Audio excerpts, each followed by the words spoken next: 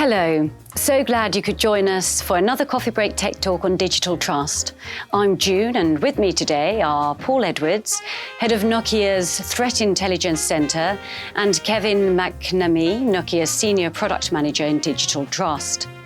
We're going to unpack the topic of threat intelligence in mobile and fixed networks and explore the latest findings when it comes to malware in telecommunications. Hello, Paul and Kevin. Welcome. Hi there.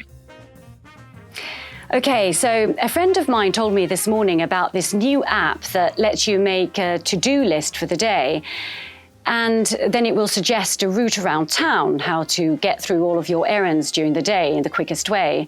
And I thought it sounded really great, but it wasn't available in my device's official app store. I nearly downloaded it, but then I read the finding in the 2021 edition of Nokia's Threat Intelligence Report that unofficial app stores can be a big source of malware. So I guess I'll have to handle my own errand planning for now. The Threat Intelligence Report is full of interesting but also alarming details like this about cyber attack scenarios that are playing out in networks around the world. Tell me, where does Nokia get the data for this report? Kevin. The data is actually coming from live network deployments. Nokia's got a product called NetGuard Endpoint Security. And what it is a network-based malware detection system.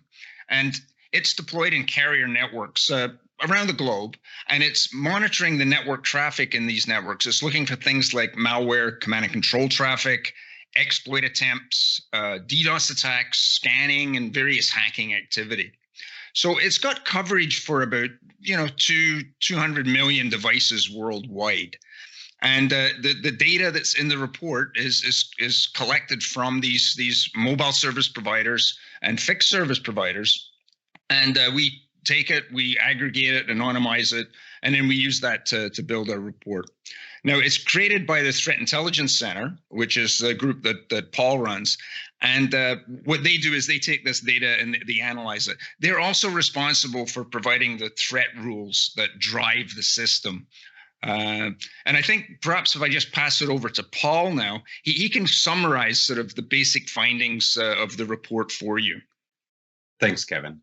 The key takeaways for the report this year basically cover the infection rates for mobile devices and the fact that they've stayed steady since 2020 at about 0.12%. Android devices are primarily responsible for about 50% of mobile infections, while residential rates, they doubled during the COVID lockdowns 2020. They've stabilized at about 2.5% this year. Third-party app stores are primary source, as mentioned, for the malware, although some novel malware writers are still finding ways to get their malware into a reputable source like Google Store.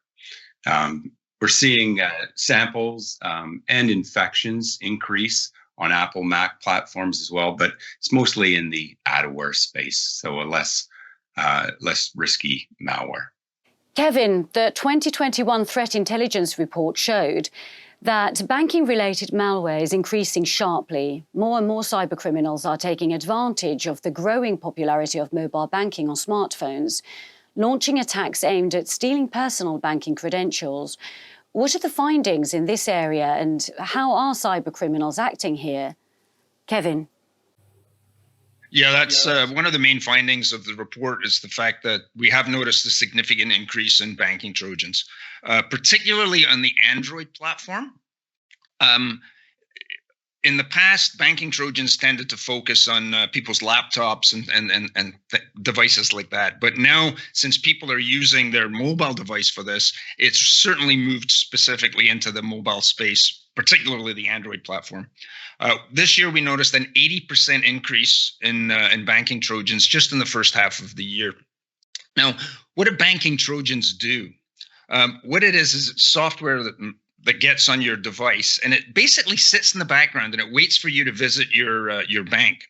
And then when you visit the bank, it tries to collect your credentials, your login ID, your password, your credit card, the little special security code on the back of your credit card.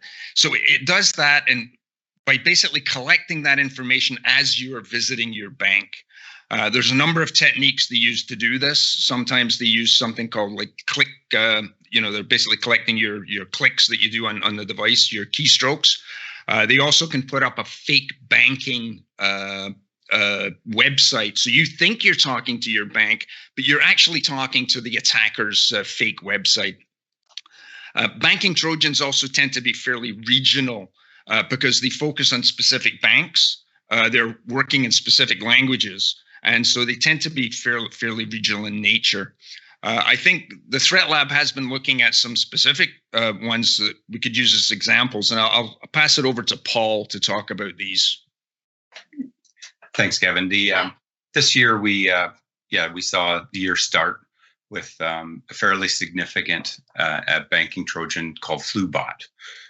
Subscribers would see SMS messages arrive on their devices that would be indicating there's a parcel being delivered and that they should click this link to download the actual tracking app so they can find out where their parcel is in transit.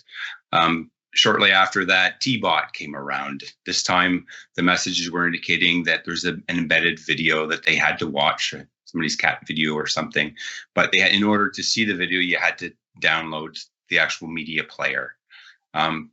This type of attack is quite common, and even Cerberus and BlackRock that we saw later in the year. Cerberus has been around for a long time, but they come disguised as simple things like Android or Google updates, where they're basically these types of apps, as Kevin mentioned, are overlaying screens. They're allowing them to actually capture every single touch or key click that they make on the phone in order to steal your credentials or your banking, your Visa account numbers and whatnot. That's really interesting. Thanks. I've certainly had those messages.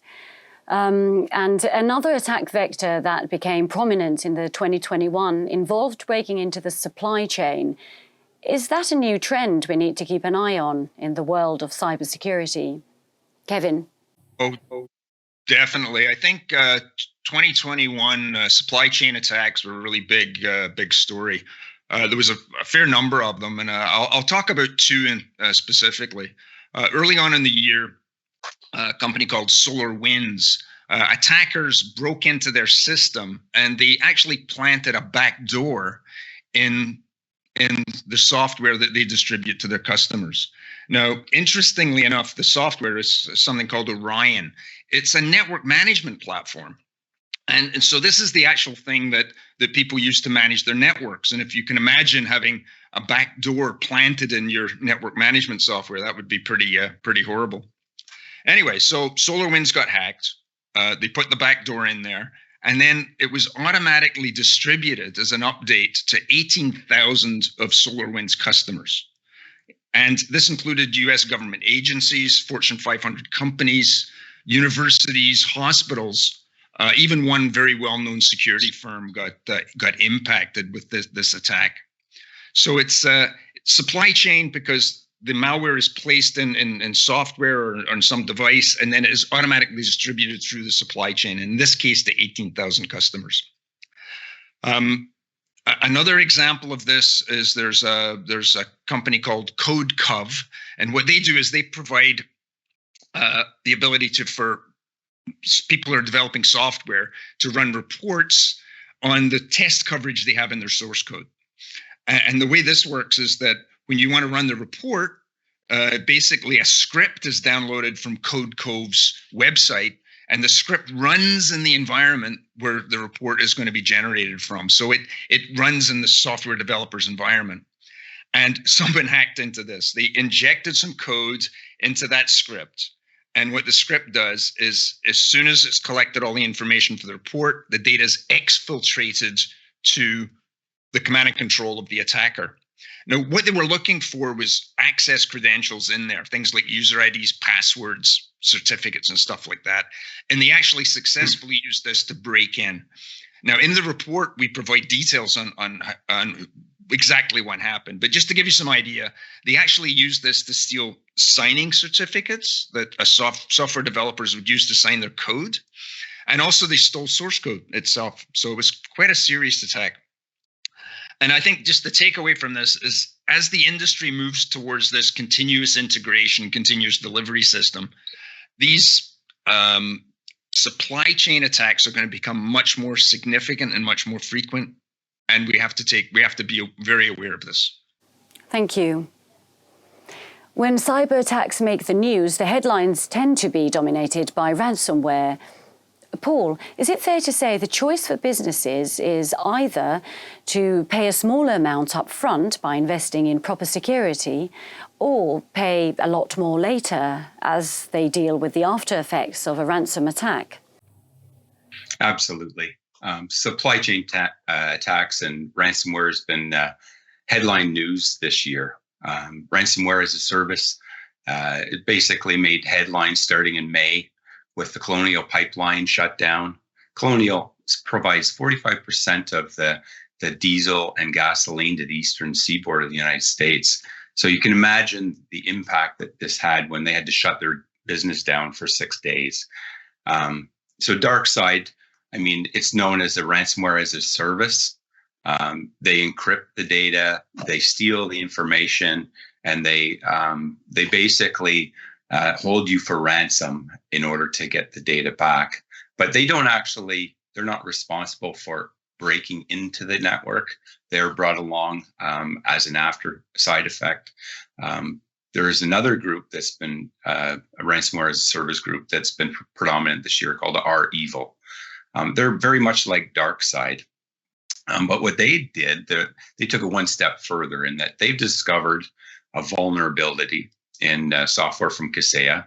Kaseya sells their software to managed service providers. So these are companies who host your IT infrastructure.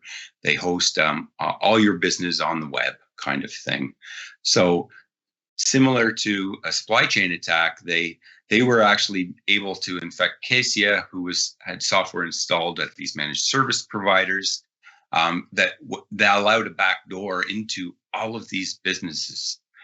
So 50 managed service providers actually impacted 1,500 businesses and millions of computers that REvil had encrypted and demanded a $70 million ransom for. So you can see the impact that these type of attacks are having, and they're never ending. They're happening more and more. Even as REvil gets taken down these days, there's other ones that are popping up and ransoming other companies and whatnot. Thanks. Yeah, that's really scary. The Internet of Things, or IoT, is easily one of today's most versatile technologies. The ubiquity of the internet, the growing capacity of network connections, and the diversity of connected devices has made the Internet of Things highly scalable and adaptable. What have you seen regarding the evolution of the IoT attack surface? Kevin, would you like to begin? Yeah, that's a great question, Jim. This is something we've been tracking for quite a few years now. The sort of the malware activity in the IoT space. Just to give some background, IoT device, Internet of Things, are typically these devices they're not quite computers, but they're on the network and they're using the network to exchange data. The characteristics of these devices, typically they're fairly small, low power.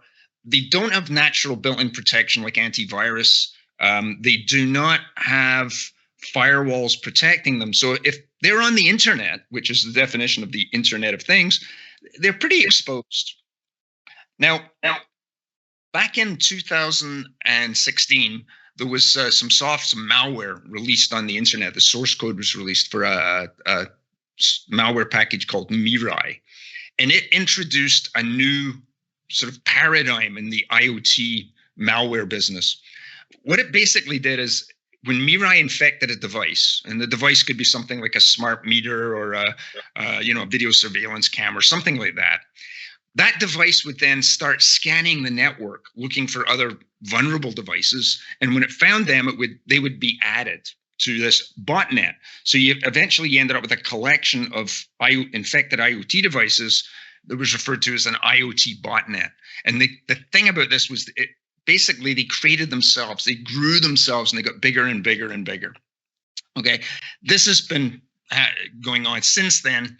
Mirai has evolved into many different flavors and is now out there causing all sorts of activity. This year alone, we saw a 100% increase in the growth of IoT infections.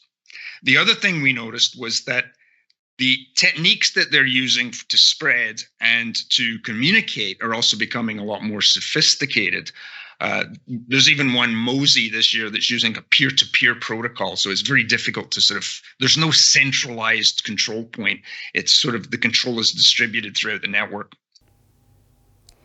Based on what we've talked about, I think a few things are clear about the state of malware in 2021. First, banking Trojans that steal banking credentials were more widespread, especially among Android devices.